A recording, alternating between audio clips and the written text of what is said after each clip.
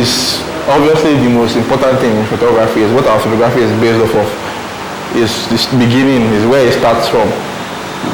And I'll just talk about something that I feel like if you don't know, you have to know, and it helps with your lighting game a lot, right? How many people know and understand the inverse square law? Now, the inverse square law, or let's talk about lights first. There's something called fall off with light. It means that light falls off over a distance, right? So if I brought the lights and I turned it on here, facing the wall, right? At the source, the light should be like 100%. The power here will be 100%. And it will continue, and there's a point where the light, let's say here, will be 0. It's completely dead here. But here is 100%. That makes sense. Now, what doesn't make sense is what I will now explain now. So now here, or let me just use at the end of the wall so we know. So 100% here, at the end of the wall there, 0. How much light is in the middle here? Wrong. That's the part that doesn't make sense. In the middle here, you don't get 50% light. No. In theory, your 50% light is somewhere around here. Right? So that is the part of lighting that I want to explain, and if you guys get it, trust me, and you can apply it. Please, you guys, don't skip over this part. Be alert, please, it's important. So you have 100% here, you have 0% there. Light falls off faster, closer to the source. So if it's 100% here, by the time you move here, it has dropped to like, in fact, by the time you move here, it has dropped 75% of its power, already 25% here. Right? From here to here, it has already dropped 75% of its power. It's 25% here. But as you now start to move further away, the rate at which it's dropping will be reducing. So that there's a point somewhere around here where you have like 80% here, and even when you still move, you still have 8%. When you move like this, it already dropped like 25%, 75% rather, so you have 25% light here. When you move again, it should drop small, maybe like 15. When you move small, it should drop small, maybe like 11. When you move small, it should drop small, maybe like 9. When you move small, it should drop small, maybe like 8. When you move small, it should drop small, maybe like another 8. So you can see that here it dropped faster, here it is dropping slower. So when you are further away from the light is dropping not as fast as it was dropping before. How many people have problems when you light somebody with one light, face is bright, leg is dark? You have that issue. Now this is what is happening. Your light is here. Your subject's head is somewhere around here, getting like 60% of the light. The person's leg is here, getting 25% of the light. Right? So you have put your subject so close to the light that the head and the leg are getting like different amounts of light. If you leave your lights here and you carry down your subjects and put them here, where you are still getting 8%, they'll be lit evenly from head to toe, even with one light. You need to increase the power of your lights. But the distance from where your light is to where your subject is what determines the spread of the lights or the fall off. So right now it's still dark, right? So I'm going to increase my light. Sorry, my key light is big this time. Right, so we're starting to get there. I can take my ISO to 200. Normally, if I would just move half forward, and that shadow would not fall on the background, it would fall on the ground. But I don't want to move half forward. Right, so I'll try and get rid of that shadow by adding this. So I'm still getting my shadow. What I can do is I can put this one here.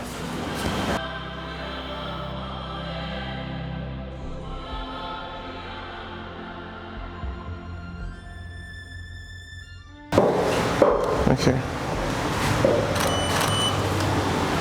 Okay, so I'll just explain something very quickly. How many people understand how stops of light work? Like when you say 5 stops, 2 stops, 3 stops. Okay, you know how it works? 2.8 to F4 is how many stops? No, 2.8 to F4 is 1 stop. Right, so F4 to I think 5.6 is 1 stop. So there's a way to calculate it, but it's very, very easy. If you're ever confused, if you move 3 times on your camera dials are designed to move in 1/3 of a stop. So that means 3 movements is 1 stop. Right? So if I'm on F4 now and I go down 1, 2, 3, that's 1 stop. Right? Now why this is useful is that I want to do something now is that I want to try and shoot at say F8. Right? So if you want to shoot F8 now, we already have our exposure, right? So if I go 1, 2, 3, 4, 5, 6, that's 2 stops to get to F8. I know automatically that if I want to adjust my lights to balance, I'll just go from 1/16 here. 2 stops from 1/16 is 1/4. This one, 2 stops from here is 1/32, and I'll just continue shooting. So I don't need to start trying to guess again how to get my exposure correctly, right? If I don't want to do that, I can take my ISO 2 stops up. So from 200, 1 stop will be 400, 2 stops will be 800. So if I go to 800, if I go to ISO 800, after I've increased my distance to F8, I can just continue shooting. Are we safe? Yes. Which of them? Okay. No. Okay, so you see the difference. This is what we were having before, and this is now. So you can see the difference in the feel on our face. Even a hand. Right. Yeah, you can see the difference. Yeah, perfect. Your eyes here.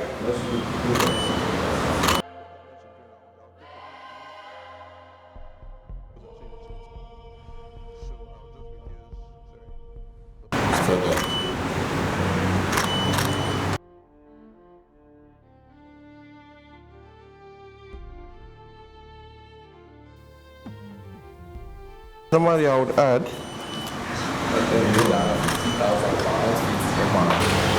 so put the shadow out of the background. I'm going to turn off this too. Just use this one. Okay, can you look straight that way? Okay, turn down a bit and then more towards me, more.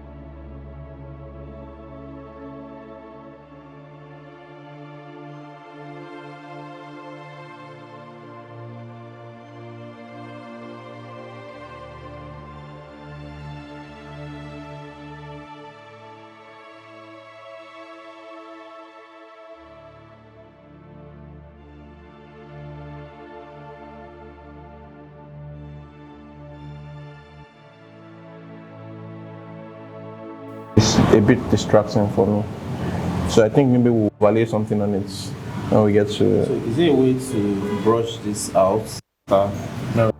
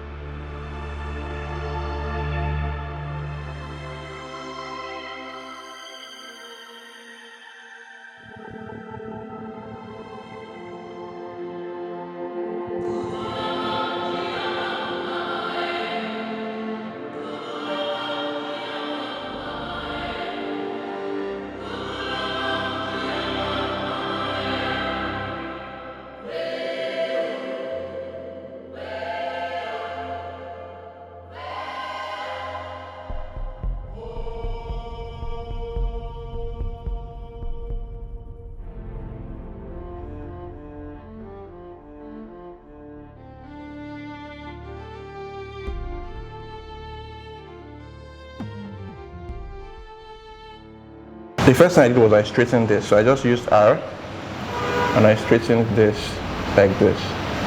Right, because I know that line is supposed to be straight. So I straightened.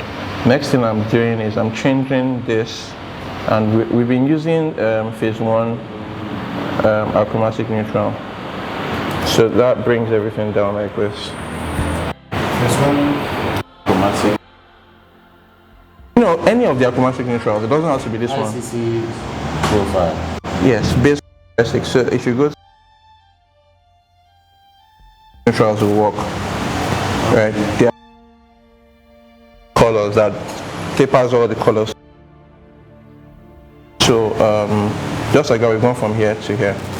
The next thing I did was I did my midtones down a bit, right? But like I said, this flattens the image, so I have to use clarity to pop it back up a bit. I can increase my saturation small, and we've gone from here to here. Now, the next thing I'll do is I'll create a new field layer. I would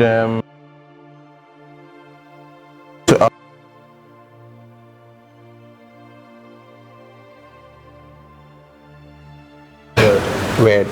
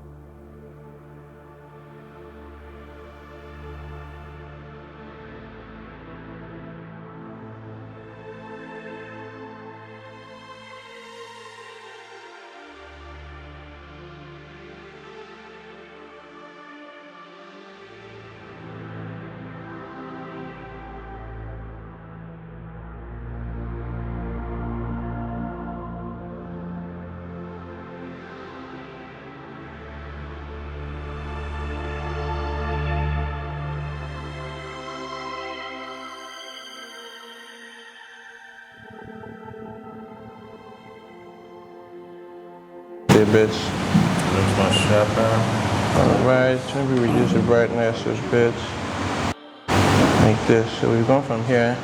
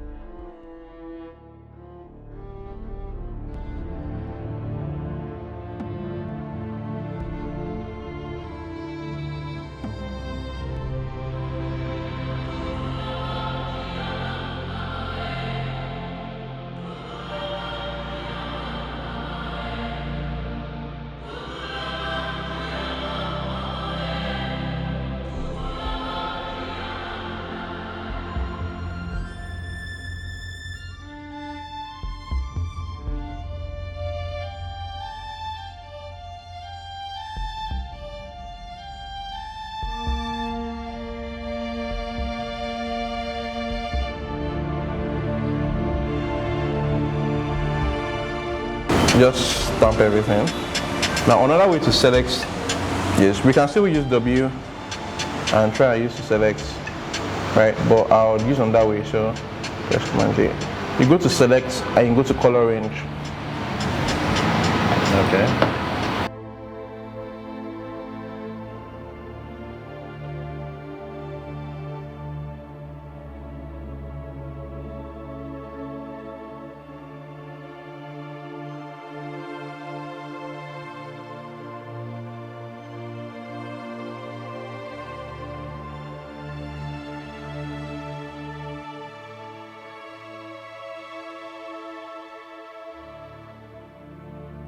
This is dark. It's picking the black part. It's picking the black part, but don't worry. This is good enough for now. I can reduce this a bit and say okay.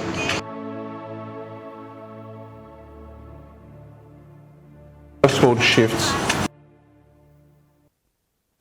You can add that part back. You can come here with your W and add all the parts you want to add. You can remove these ones. Don't worry about these ones, we can fix it later.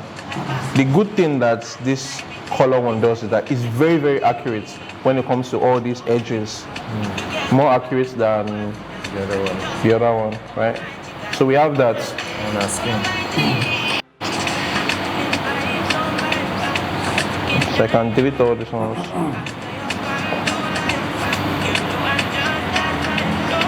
Okay, so we have that.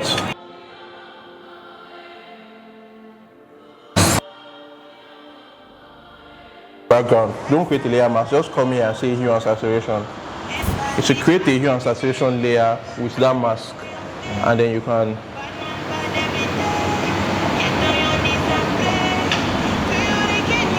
right? Yeah. But what I want to do is create it. So I'll go to my textures. Let me look for something that works. What is this?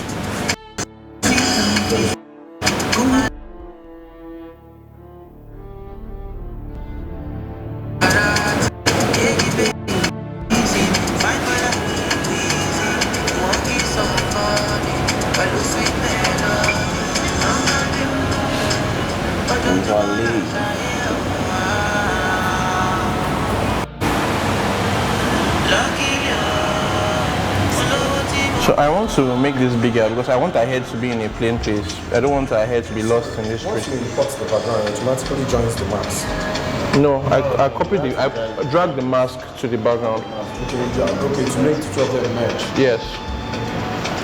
So now I want to extend this background because I don't want our hair to be in this tree place here.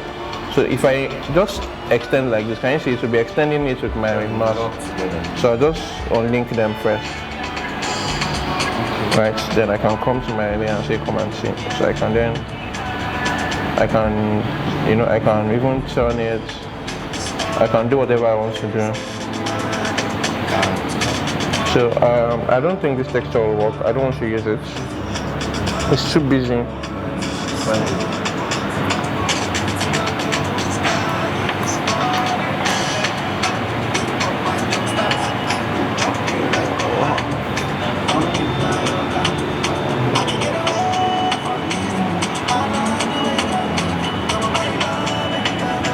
So I just want something that is going to add just texture to the background, right? I don't want something that is showing like bush or those kind of things for this one. Okay, so you can see that this thing is pink, right? We obviously don't want to add pink to our pictures. So I'm just going to come to edit and come to image adjustments, hue and saturation.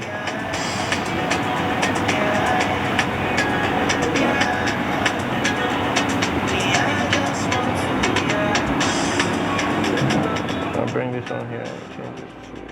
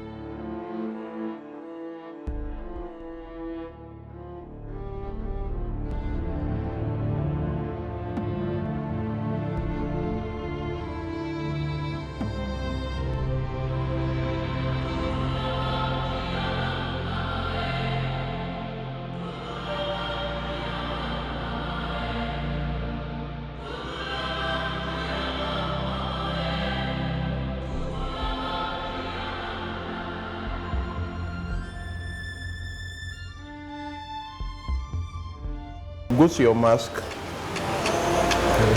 and erase, yeah. So just use a black mask and you can just remove it from, sorry, my flow is supposed to be 100.